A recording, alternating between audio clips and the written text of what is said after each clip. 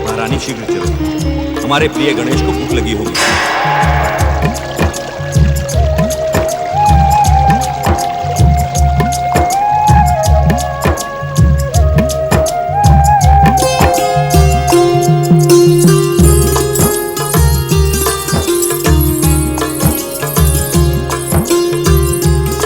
हमारा प्रिय गणेश कहाँ गया?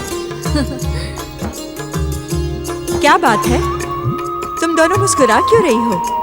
महारानी, गौरी पुत्र गणेश बहुत नटखट और चतुर हैं। कभी कभी वो सामने होने पर भी दिखाई नहीं देते। हाँ महारानी, भली भांति देख लीजिए, वे हमें यही कहीं मिल जाएंगे। मुझे भी ऐसा ही प्रतीत होता है कि हमारा प्रिय गणेश यहीं कहीं आसपास है। तुम दोनों भी अपने अपने थाल रखकर हमारे प्रिय गणेश को ढूंढो। जी। हमारे प्रिय गणेश को अपने नाना नानी से हास्य विनोद करना बहुत ही प्रिय लगता है। क्यों ना हम पार्वती को जगाकर ही पूछ लें? इसे तो अवश्य पता होगा कि हमारे प्रिय गणेश कहाँ हैं। नहीं नहीं महारानी, पार्वती को जगाना उचित नहीं। हम स्वयं ही जाकर अपने प्रिय गणेश को ढूंढते हैं। चलिए महाराज। आइए। प्रिय गणेश, प्रिय गणेश, प्रिय गणेश, तुम कहाँ हो? प्रिय गणेश, प्रिय गणेश।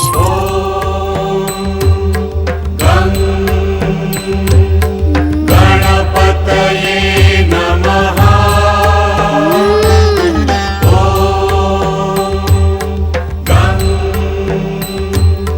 गणपतये नमः।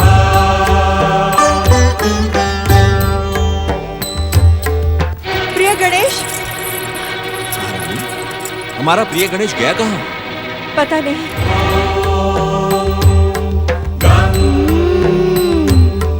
गणपतये नमः।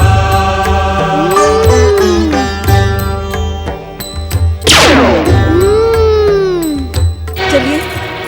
प्रिय गणेश,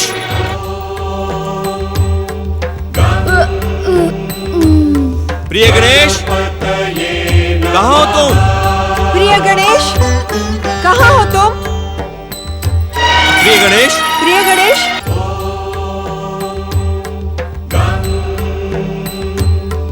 गणपतये नमः। माताश्री उठिए, मुझे बहुत भूख लगी है। इतने बड़े हिमालय राज के महल में मुझे खाने के लिए कोई भी नहीं पूछता। उठो माँ, भूख के मारे मैं तड़प रहा हूँ। उठो माँ, उठो। अपने बालक की भूख का ध्यान माता के अतिरिक्त और कौन रख सकता है? आओ महाराज। प्रणाम पिताश्री। प्रणाम माताश्री। जया, क्या तुम मोदकों के खाली पात्र यहीं छोड़कर चली गई थी? पुत्र गणेश को भूख लगी है, जाओ थाल को भरकर ले आओ।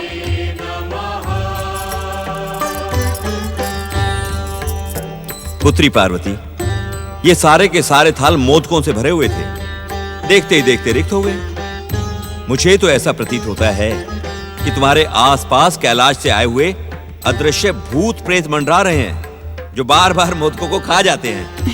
नहीं पिताश्री, मेरे साथ कैलाश से कोई भूत प्रेत नहीं आए। तुम्हें कुछ भ्रम होगा पुत्री। भ्रम नहीं पिताश्री, यदि वे यहाँ आए होते तो मेरी दृष्टि से बच नहीं सकते थे। माताश्री, दासियों को मोदक लाने में इतना विलंब क्यों हो रहा है? लीजिए गजानन महाराज, मोदकों का प्रसाद ग्रहण कीजिए। माता, आपकी इस प्रिय दासी के वचनों से ऐसा लग रहा है मानो ये मुझ पर कोई उपकार कर रही है। मुझे किसी का उपकार नहीं चाहिए माता। प्रिय गणेश, तुम दासी की बात को अन्यथा ना लो। हम सब तुमसे विनती करते हैं कि मोदकों का प्रसाद ग्रहण करो, और यदि तुमने ऐसा किया तो ये हम सब पर बहुत बड़ा उपकार होगा। माता, नानाश्री मेरे पूज्य हैं, इनकी आज्ञा मानना मेरा कर्तव्य है, परंतु इनकी बातों से मेरे प्रति व्यंग झलक रहा है। क्या इन पर उपकार करके मैं प्रसन्न हो सकता हूँ? अब प्रिय गणेश को तुम ही मनाकर खिलाओ पार्वती। ये कठिन कार्य हमारे वश में तो नहीं है। चलो महाराज।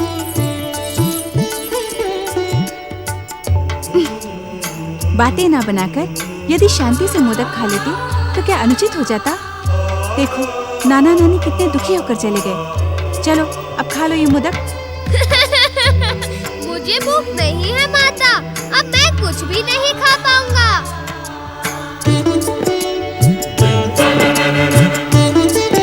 नारद से कौन सा अपराध हुआ है कि परमदेव श्री महागणेश ने अपने दर्शन देना ही बंद कर दिया है?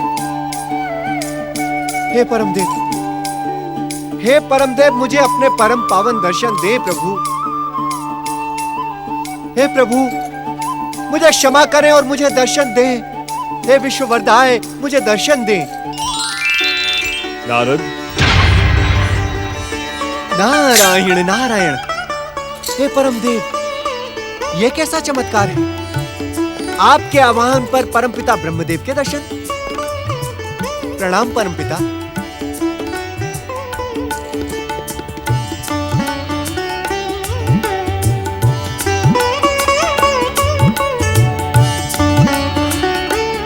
हे परमपिता, क्या आपके इस मानस पुत्र से कोई भूल हुई है जो आप इस प्रकार उपेक्षा भरी दृष्टि से मुझे देख रहे हैं?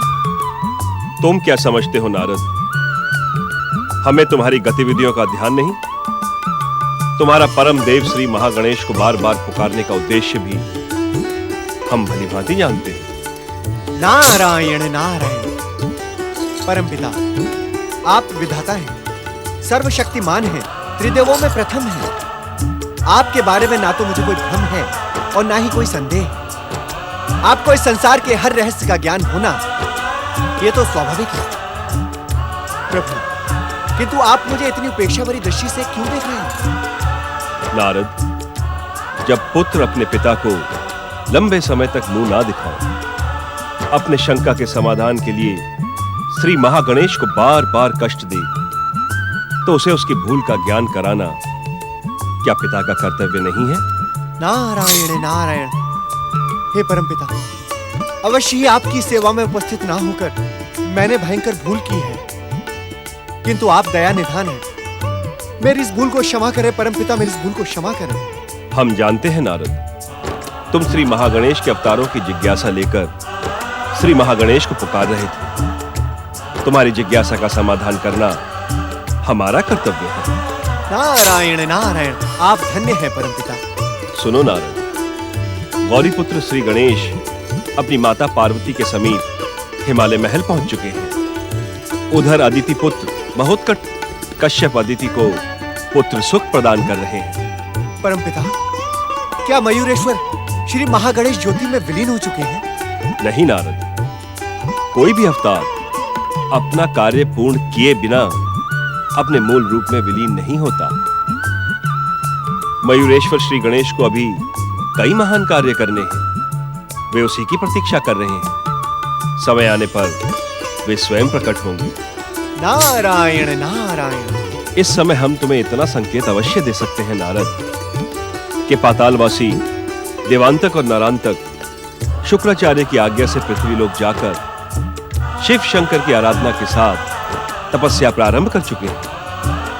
परमपिता, किंतु युगों पूर्व परमदेव श्री महागणेश ने स्वयं भविष्यवाणी की थी कि उनके अवतार महोत्कट श्री गणेश द्वारा देवांतक और नरांतक का संहार होगा।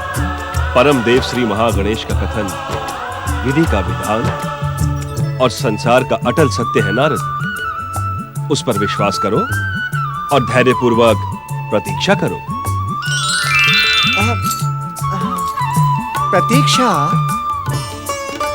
प्रतीक्षा ही तो नहीं होती है इस नारद से परमपिता। नारायण नारायण।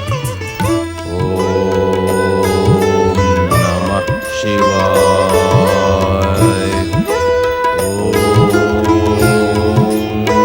नमः शिवाय। नमः शिवाय। नमः शिवाय। नमः शिवाय। नारायण नारायण हरि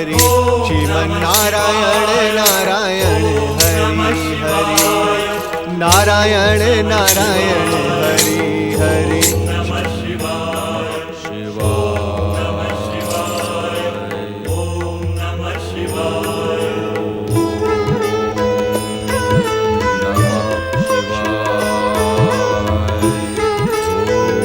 नारायण नारायण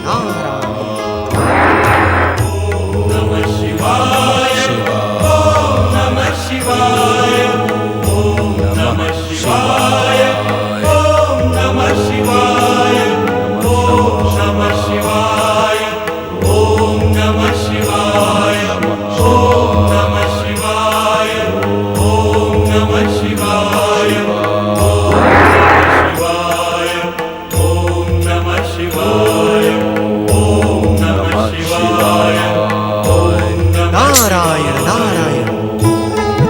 पातालवासी देवांतक और नरांतक ने पृथ्वी के इस भाग को तपस्या के योग्य समझा। क्या ये दोनों नहीं जानते कि इसी पर्वत प्रदेश के दूसरे भाग में देव माता अदिति का आश्रम है? नारायण नारायण नारायण नारायण। आप इन तपस्वियों को पहचान रहे हैं देवगण? भले ही हमने इन्हें न पहचाना हो देवऋषि, परंतु हम इतना अवश्य जानते हैं कि ये तपस्वी नहीं असुर हैं। देवगण, असुर तपस्वी नहीं हो सकते, ये भ्रम आपके मन में किसने उत्पन्न कर दिया? देवऋषि, देवगणों, दैत्य जाति के इस लंबे इतिहास में अनेकों बार ऐसा हुआ है कि दैत्यों ने परमपिता ब्रह्मा जी की आराधना करके मनवांछित वरदान प्राप्त किया है। क्षमा करें देवऋषि, परंतु ये दोनों दुष्ट असुर तो ब्रह्मदेव की नहीं भगवान शिव की आराधना कर रहे हैं। नारायण नारायण। देवगण, क्या आप इतना भी नहीं जानते कि भगवान शिव ही दैत्यों के आराध्य हैं? अपने आराध्य की आराधना करने में आश्चर्य कैसा? आश्चर्य तो नहीं है देवऋषि, परंतु अब ये निश्चित हो गया है कि ये दोनों असुर महादेव की आराधना करके उन्हें प्रसन्न करेंगे, फिर उनसे त्रिलोक विजय का वरदान प्राप्त करके स्वर्ग पर आक्रमण करेंगे। यही तो नारायण नारायण, यही तो दैत्य माता दिति और दैत्य गुरु शुक्राचार्य चाहते हैं कि संपूर्ण दैत्य जाति इस संपूर्ण पृथ्वी पर राज्य करे। दानव जाति भला ये शुभ अवसर क्यों छोड़ेगी? नारायण नारायण।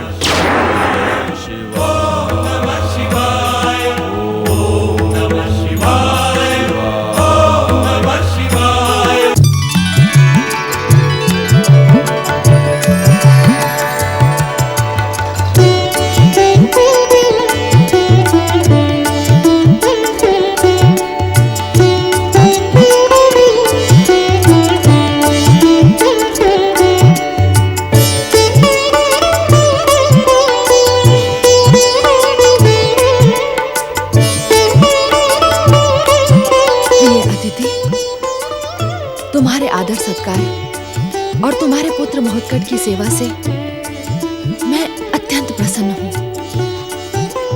तुम नहीं जानती दीदी, तुम्हारा बदला हुआ रूप और स्वभाव देखकर हम सब कितने अधिक प्रसन्न हैं। सत्य तो यह है कि हमारे जीवन भर की आराधना सफल हो गई। श्री महागणेश की कृपा से अब हम दोनों बहनें सौत नहीं सखी बन गई हैं। बहनें होते हुए भी हमारे पिताश्री ने हमें सौत बना दिया। इस सत्य को हम कभी नहीं बदल सकते अदिति। जो बीत गया उस पर दुख करके क्या लाभ दीदी? पिताश्री ने वही किया जो हमारी इच्छा थी। यदि हमारे बीच इसी प्रकार प्रेम भाव रहे तो कोई अंतर नहीं पड़ता।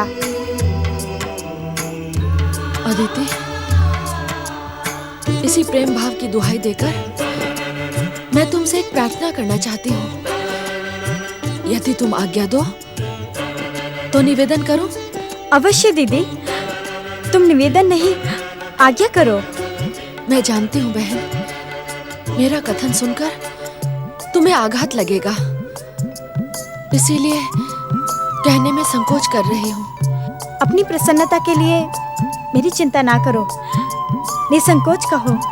क्या कहना चाहती हो दीदी? अदिति, यदि तुम मुझे प्रसन्न करना चाहती हो तो तुम मुझे स्वामी को मेरे साथ ले जाने दो।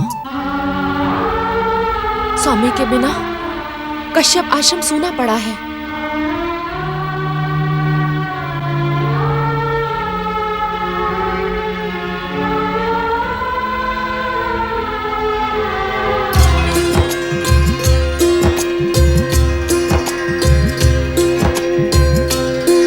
आओ पुत्र।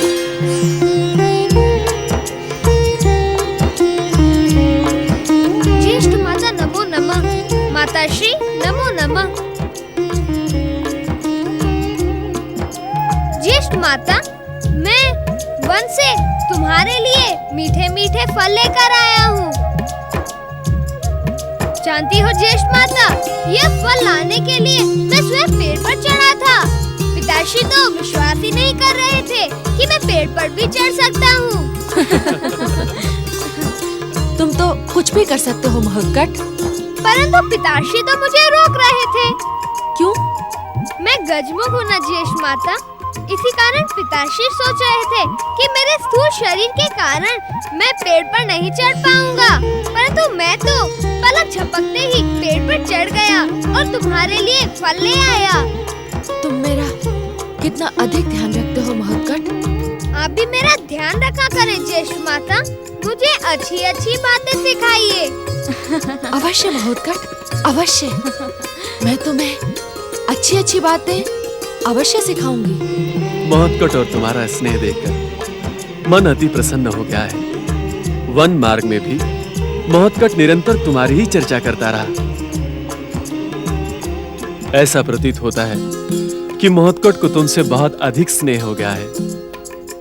बच्चे तो भाव के भूखे होते हैं स्वामी। सच्चा प्रेम देखते ही उसी में रम जाते हैं। परंतु क्या? कहो ना, क्या कहना चाहती हो? कहना नहीं, मैं आपसे प्रार्थना करना चाहती हूँ स्वामी। कैसी प्रार्थना? स्वामी, आप मेरी प्रार्थना स्वीकार करके मेरे साथ अपने सूने कश्यप आश्रम चलिए। मैं यहाँ यही निवेदन लेकर आई हूँ।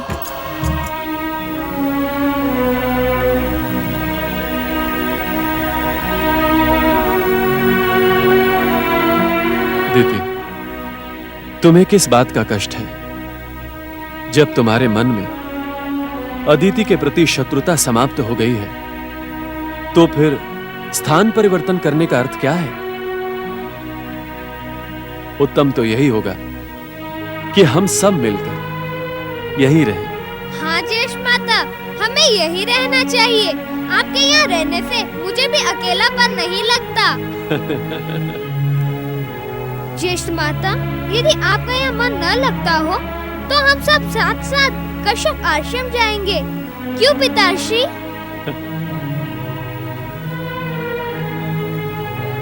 आओ पुत्र।